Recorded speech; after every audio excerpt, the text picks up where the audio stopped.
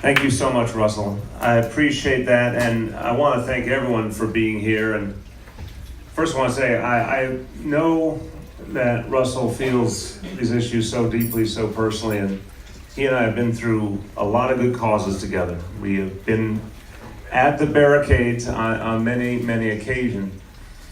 But what you just said, Russell, about the progress we're making, I want to just dwell on that for a second. I'll be very quick, but I want to get this out because I think about it a lot. I believe there's a lot of good-hearted people in the world. And I believe there's a lot of people who seek progress and break down barriers. But I also think perhaps the way we count and the way we look at victories and defeats is a little bit off. Good-hearted people, I think, maybe are a little bit, have the tendency to underestimate victories and be overawed by setbacks or barriers. Because what Russell just said is, look at the progress that has been made over the last few decades. Look how many people have stood up. Look how many barriers have been broken down. Look how many assumptions have been cut through.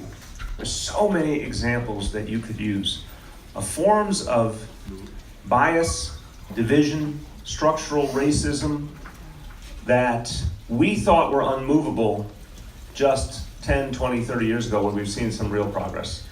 So this is not a kumbaya moment where I'm trying to tell you everything's wonderful, because it's not. We have work to do. In the age of Donald Trump and Ted Cruz, just a statement of fact, where it is the effortless anti-Islamic statements and Islamophobic statements, the effortless, easy invoking of bias and discrimination,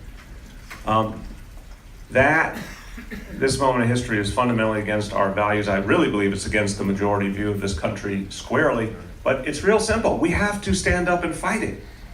It's a moment of conscience. It's a moment where we have to decide. And those who believe in an inclusive society and actually have read our founding documents know it's a time to stand up. Now, I'm very proud of New York City. New York City, we have many problems, many things we're working through, but I'll tell you this much.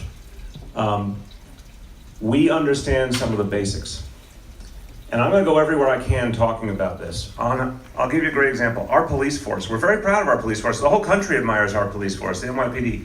900 Muslim officers in the NYPD, protecting us all.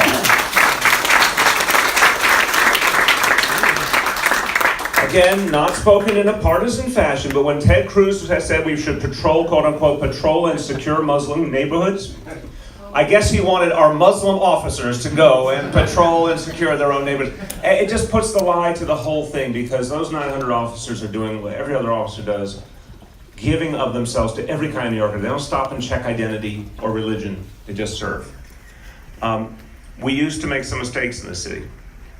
There was a unit, bluntly, quote unquote, surveillance unit that spied on Muslim community centers and mosques.